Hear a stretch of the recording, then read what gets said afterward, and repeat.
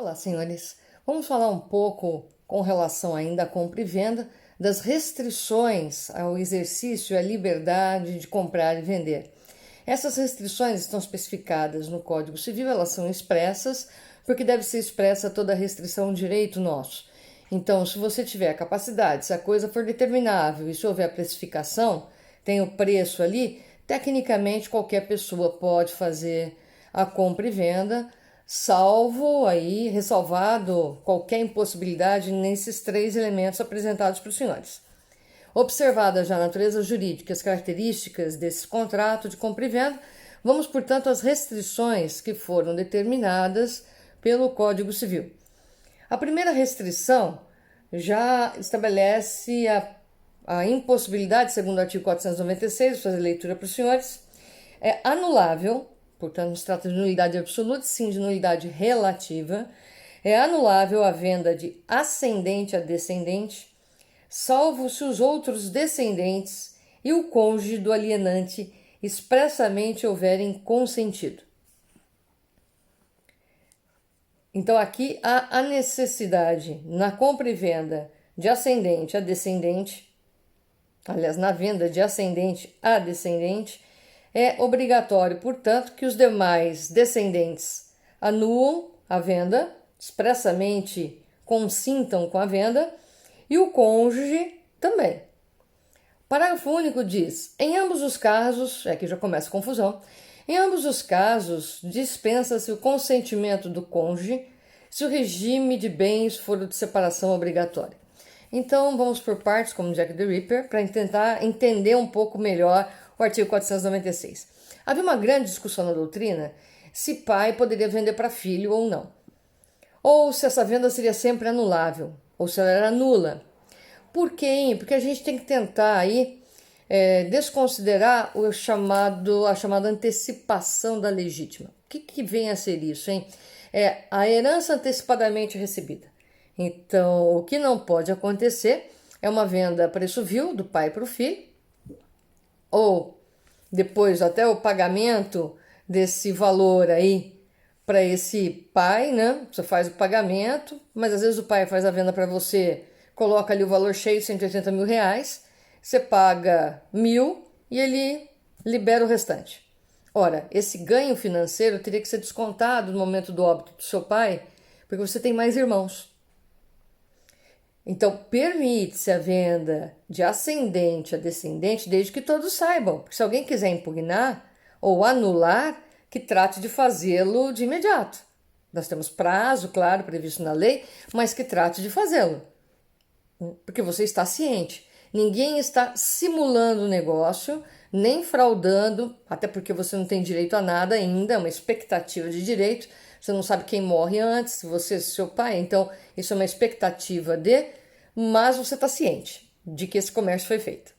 Então, a intenção aqui é prevenir problemas dentro das relações familiares e garantir a rigidez, a correção desse comércio que foi entabulado entre ascendentes e descendentes. Então, tá aí, ó. É anulável a venda de ascendente a descendente, salvo se os outros descendentes e o cônjuge do alienante, ou seja, a atual esposa do seu pai, que pode ser sua mãe ou não, expressamente houverem consentido. Por que isso? Porque nós temos diversos regimes de bens e talvez aquele bem não seja só do seu pai. Ou talvez ela seja sua madrasta, não sua mãe. Por isso que a gente fala cônjuge do alienante. Pode ser divorciado, pode ser uma outra história e de alguma forma o seu pai quer vender para você. Tá, o que nós vamos ter que pegar é o consentimento dos demais descendentes. Tá ok? Então, tá todo mundo de acordo? Todo mundo está sabendo, não é que está todo mundo de acordo, aplaude, concorda. Não, estão cientes de que está sendo feita essa compra e venda? Porque cabe a você checar se está sendo feito o pagamento. Sob pena de alegar aí a anulabilidade do negócio jurídico. Tá ok? Comprovado qualquer ato de simulação. Aí vem a segunda parte, um pouco estranha, que está lá no parágrafo único. Em ambos os casos, ora, vocês vão me perguntar, se estivessem todos aí prestando atenção, que ambos os casos só pode ter venda de ascendente a descendente. A restrição que existe é venda de ascendente a descendente. Eu posso vender para minha mãe. Se ela quiser comprar, eu tenho que dar ciência para os meus irmãos? A coisa é de quem? Deles ou é minha? Minha. Então, não tem que dar ciência para ninguém. E ninguém tem que autorizar minha mãe a comprar. Ela tem patrimônio? Tem. Acabou o assunto. Ela dispõe desse patrimônio como ela bem entender. Ela é capaz? É. Está na plena posse das faculdades mentais? Perfeito. Tem o dinheiro que eu estabeleci? Sim. É um preço razoável de mercado ou de filho para mãe? É. Só saem ganhando os meus irmãos, ninguém sai perdendo. Não tem prejuízo aí que possa ser causado. Então vamos tentar esclarecer por que ficou esse ambos. Esse ambos ficou porque antes a restrição era dúplice, não podia ter venda de ascendente a descendente nem de descendente a ascendente. Na aprovação do código retiraram a segunda restrição, mas esqueceram aí de mexer no parágrafo, por isso que ele ficou estranho. Tá bom? Então, na verdade, a única restrição é de avô para neto. Então, quer vender? Está vendendo de ascendente para descendente? Os demais têm que estar cientes. Porque senão é uma forma também do avô favorecer um determinado braço da família. Ele pega e vende para o neto. Na verdade, ele está jogando mais patrimônio para aquele lado da família do que para os restantes. Então, pelo menos, tem que ter a ciência dos seus filhos, está todo mundo sabendo? Tá. Então, aí faz a compra e venda. Tá ok? E do cônjuge, da atual esposa, né, com quem ele conviva. Essa restrição, ela se estende para a união estável? Não e nem poderia. Restrição de direitos, ela tem que ser sempre interpretada de maneira restritiva, nunca ampliativa. Então, eu não posso estender a união estável algo que não está previsto na lei e que configura restrição de direitos. Então, tá aí uma vantagenzinha da união estável em relação ao casamento, é que você pode fazer venda de ascendente a descendente sem qualquer restrição. Não há necessidade de que o outro assine, tá? Então, você quer fazer a venda para o seu filho? Sim. Ah, mas eu moro com fulano. Tá, mas não sou casada com ele, portanto, basta minha assinatura e encerrou o assunto. É bem distinto. E se for o contrário, o filho vendendo para a mãe ou para o pai, aí pouco importa, ou para o avô. Aí é um patrimônio livre do avô em condições de capacidade plena e que ninguém tem nada a ver com isso. Assim como ele está comprando de um neto, ele poderia estar comprando de um terceiro. Então, não há que se falar em restrição aqui, porque haverá acréscimo patrimonial. Se eu fiz um preço bom, quem comprou saiu ganhando, minha mãe saiu ganhando. E por via de consequência indireta, minha irmã na eventualidade do óbito da minha mãe. Porque esse bem será partilhável. Se eu cobrei pouco, tem aí um ganho patrimonial. O que não pode acontecer é o empobrecimento patrimonial, é o privilégio de filhos. Nós temos uma regra constitucional que proíbe qualquer discriminação em relação à filiação. Nós temos outra regra constitucional que garante a igualdade. Nós temos uma outra garantidora da isonomia. Os senhores não podem passar por cima disso tudo. Tem outra garantidora da transparência, outra garantidora, agora dentro do Código Civil, da boa-fé. Então a gente tem que fazer todos esses contratos dentro dessas óticas. Se eu falar, Marilena, são muitos parâmetros restritivos. Não, não são. O Código Civil ele é muito liberal. Quando ele restringe, ele também tipifica bonitinho o que ele está restringindo e a forma. Então obedeça aquilo que é para não ter confusão. A gente já tem bastante na jurisprudência, né? Os senhores vão poder observar, quem tiver interesse, pela movimentação da jurisprudência, que isso daí não é um uníssono, todo mundo fala a mesma língua. Não, muito pelo contrário, né? Tem muita gente dissidente ou propondo outras hipóteses ou outras situações para a questão da compra e venda de ascendente a descendente, né? Tem aqueles que querem estender para a união estável. No meu modo de entender, essa questão é descabida, ela é ofensiva à garantia de direitos, tá? Então não tem como eu ficar estendendo a restrição. Isso acho que todos aprenderam em constitucional, né, em ED. A gente não pode ficar aplicando de forma ampliativa a restrição de direitos, tá bom? Então, é impossível vender? Não, não é impossível. Não pode ser feita a venda, não tem problema algum. Você só vai ter que tomar cuidado para conseguir a anuência dos seus irmãos. Tá bom, e se alguém não anui? Aí a gente vai ter algum probleminha a respeito do tema. Mas ainda não terminamos o artigo 496. Em ambos os casos, diz o parágrafo único, que eu parei no ambos, em ambos os casos, dispense o consentimento do cônjuge se o regime de bens for o da separação obrigatória. Nós temos dois regimes de separação de bens, vou ter que fazer uma parada aqui para explicar o tema para vocês, porque lá de direito de família a gente não chegou lá. Quando você casa, você faz a opção por regime de bens. Então, nós temos aí o regime legal de bens vigente hoje no Brasil da comunhão parcial. Eu vou explicar de uma maneira bem sucinta, não se sintam ofendidos por isso, é porque a gente vai ver com maior tranquilidade quando estudarmos direito de família. No momento é só para os senhores entenderem a restrição que é imposta. Então, no regime da comunhão parcial, aquilo que eu levo para o casamento, não pretendo casar, tá bom, vou dar você como exemplo. Então, Adriano, aquilo que você leva para o casamento é seu. Aquilo que o casal constrói junto é patrimônio comum. Então, vão ter os bens exclusivos e os bens do patrimônio comum. Se você quer vender um bem de patrimônio aqui, você sempre vai precisar do outorga, tá? Comunhão universal. Não importa quando eu adquirir, tudo é dos dois. Regime vigente hoje. Se você não fizer opção nenhuma, esqueceu, deu preguiça, não quer falar, fala assim, aplica o que é de costume. O que é de costume não, o que é de lei, né? Como diz a galera, o que é de lei aí é a aplicação da comunhão parcial. Portanto, aquilo que você leva para o casamento é seu, aquilo que vocês adquirirem, divide-se. Nesses dois casos, comunhão universal e comunhão parcial, os senhores vão concordar comigo que durante a vigência do casamento, essa liberdade ela é fiscalizada pelo outro. Ela não é tão livre assim porque a gente tem patrimônio comum.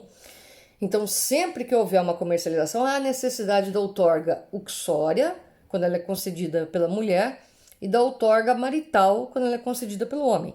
Então, vou fazer uma venda de algo... Mas, Marilena, era patrimônio seu antes do casamento. Tá bom, mas eu estou vendendo na constância do casamento. Então, eu preciso que ele dê outorga. A outorga não é autorização, é a ciência de que está sendo comercializado. Então, ele vai ter que dar outorga marital. Se sou eu que dou outorga uxória. Tem gente que chama as duas de outorga uxória, o que é muito complicado, porque a origem da expressão uxória é uxer, que é útero. Então, eu nem vou entrar nessa discussão, tá? Regime de separação de bens. Aí não vai ter comunicação. Pois bem, não é bem assim, porque na verdade nós temos dois regimes aí de separação de bens, né? Que aqui fala da separação obrigatória, né? Aliás, né? Aqui fala exatamente se o regime for o da separação obrigatória de bens, né? Então, na verdade, a gente tem dois regimes, o da separação convencional, eu vou lá e escolho, e o da separação legal. Em determinadas hipóteses, eu não posso escolher. Eu sou obrigada, é como se fosse uma pena, a aplicação do regime de separação de bens. Nessas hipóteses em que é uma pena, há um entendimento da súmula 377 do STF, que diz o seguinte: no regime da separação legal obrigatória, comunicam-se os bens havidos pelos cônjuges durante o casamento pelo esforço comum. Então, tecnicamente, a gente estaria numa situação parecida com a da comunhão parcial, portanto, não caberia essa restrição. Essa restrição só faz sentido na separação convencional, que é aquela em que eu faço um pacto antinupcial e digo que é meu, aquilo que eu comprar durante o casamento também é, se tiver na minha titularidade, é minha, você não vai tratar do tema. Portanto, eu vendo quando eu quiser, para quem eu quiser, não preciso da outorga de ninguém. Esclarecidos? Que houve uma confusãozinha de terminologia aqui, né? E ficou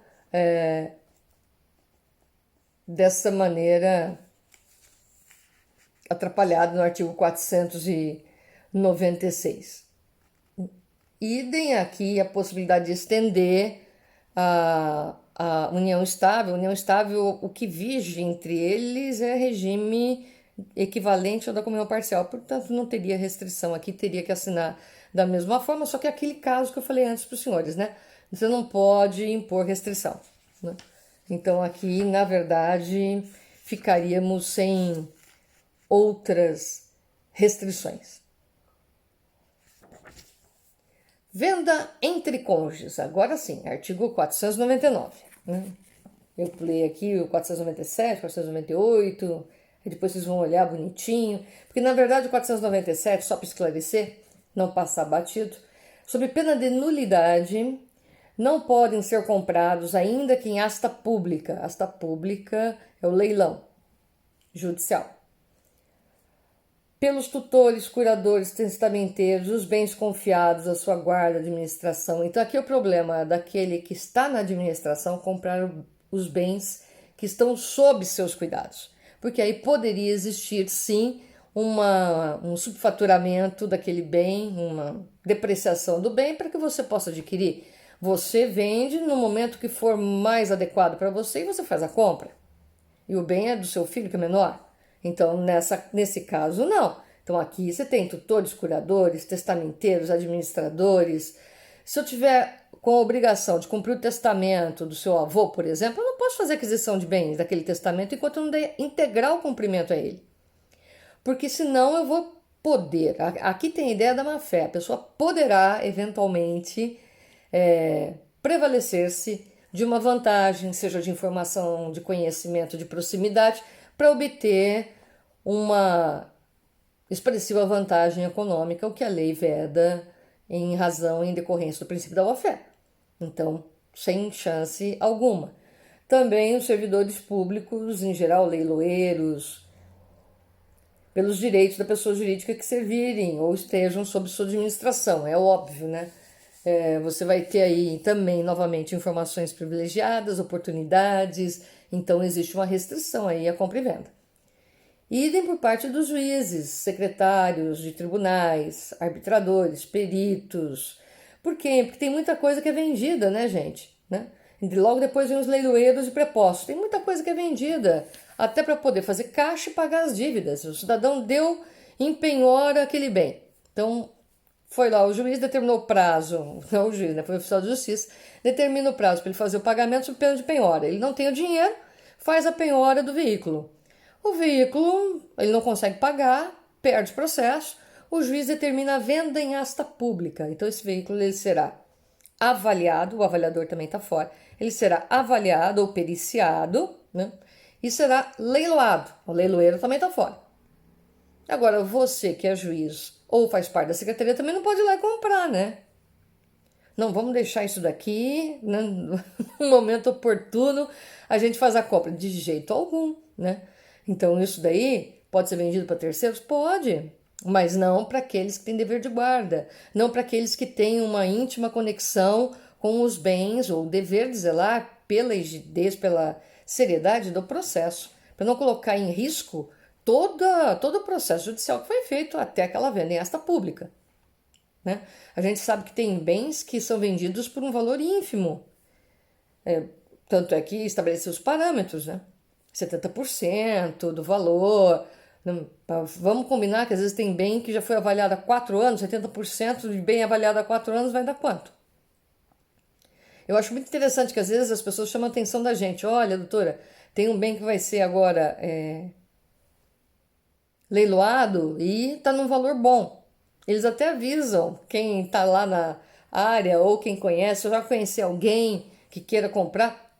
Perfeito, essa é a conduta correta.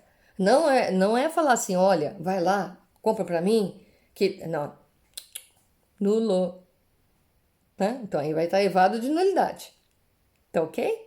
Então esses daí são restrições que me parecem óbvias e de bom senso à compra e venda. Você não vai poder ali fazer essa aquisição se você tem uma prevalência, seja moral, hierárquica ou de aproximação em razão das informações que te possibilitem adquirir esse bem em melhores condições. Então, não. A restrição que eu quero tratar com vocês agora é a restrição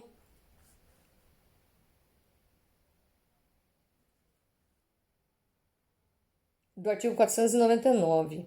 É lícita a compra e venda entre cônjuges com relação a bens excluídos da comunhão. Porque se você está casado, isso daí não é uma sociedade comercial para vocês ficarem comercializando lá dentro. Né? O objeto é impossível. Patrimônio é comum. Como é que você vai estar comercializando ali? Então esquece. O que é possível você comercializar? Aquilo que tiver excluído da comunhão. Não tem comunhão? Então eu posso comercializar. De 499, a lista compra e venda entre cônjuges com relação a bens excluídos da comunhão. O Adriano se casou no regime da comunhão parcial, o que ele levou para o casamento? Ele levou para o casamento uma kitnet, ou a kit, ou a net, sei lá, né? Então ele vai vender, pode vender uma delas para o seu cônjuge? Pode, porque foram bens adquiridos antes do casamento. Não faz muito sentido, tá? Mas pode, não sei qual é a realidade do casal, pode ser feita essa comercialização.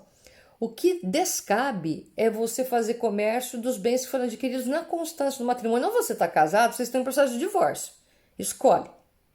Se está em processo de divórcio, não faz a partilha de uma vez. O que não pode, gente. Eu estou comprando 40% desse bem que é de nós dois. Isso não existe, tá? Então, a área de família não admite essa conotação societária que muita gente tenta dar ao casamento. Ele tem também que cuidar do regime de bens? Tem. Mas isso não é a prioridade dentro da constância do casamento. Portanto, esse tipo de comercialização também não é bem-vinda, nem bem vista, tá? Então, você vai poder fazer venda, sim, se tiver essa distinção que eu mencionei para os senhores. E aí nós temos só uma outra possibilidade, né? Aquelas cláusulas de inalienabilidade, incomunicabilidade. Se for bem que foi doado para você com cláusula de incomunicabilidade, você não vai poder vender nunca para o seu cônjuge. Tá ok? Porque incomunicabilidade é aquilo que não torna possível comunicar ao outro, né? A quem está no seu mesmo patamar, no caso, seu cônjuge, tá? É essa a regra da incomunicabilidade. As vendas sobre administração a gente já tratou.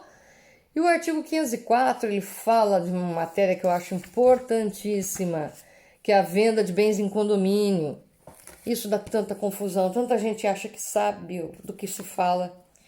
Não pode um condômino em coisa indivisível, portanto não é todo bem, em coisa indivisível, vender a sua parte a estranhos, se outro consorte a quiser, tanto por tanto. O condômino a quem não se der conhecimento da venda poderá, depositando o preço, haver para si a parte vendida a estranhos, se o requerer no prazo de 180 dias, sob pena de decadência. Aí depois vem uma ordem de preferência dos condôminos, se todos quiserem, né?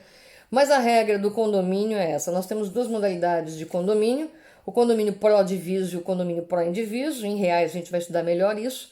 Condomínio pró-indiviso. O bem não se encontra dividido, que você tem uma fração ideal. Existe um terreno, esse terreno não está dividido. São 6 irmãos, cada um tem um sexto. É uma fração ideal que você tem do terreno. Perfeito? São condôminos? São condôminos. Condomínio que eu estou falando aqui não é um condomínio de casas e prédios e apartamentos, tá bom? É um condomínio, um bem em condomínio. Comprou o veículo em nome de 4 pessoas, então tá bom. Esse é um condomínio, tá? Pró-indiviso, porque vocês não fizeram partilha nenhuma, né? O bem é indivisível.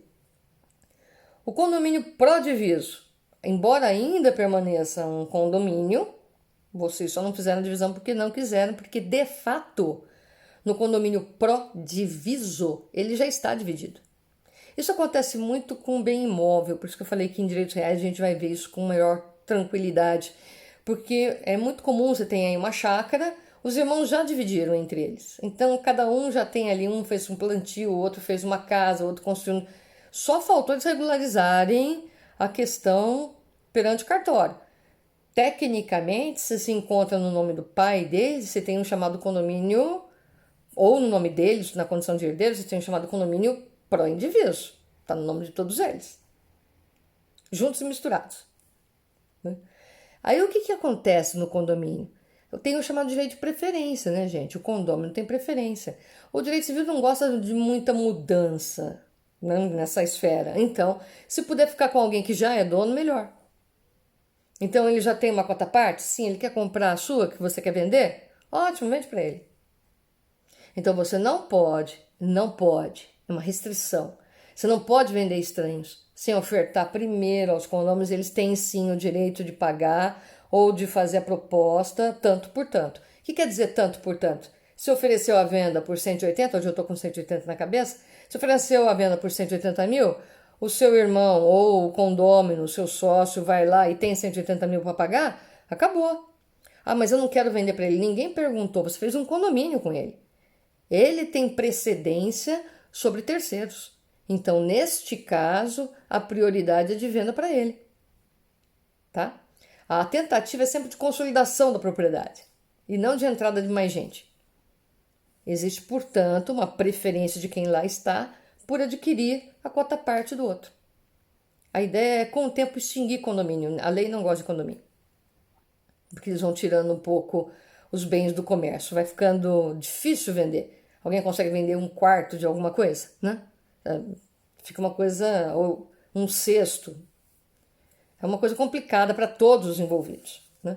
Então, geralmente, essas vendas se operam dentro do próprio núcleo de consórcios ou condôminos, que é o nome que nós damos.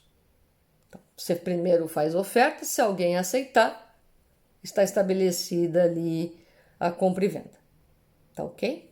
Se você deixar de dar o direito de prelação ou de preferência, ele vai ter o direito de, em juízo, depositar e ter para si essa cota parte.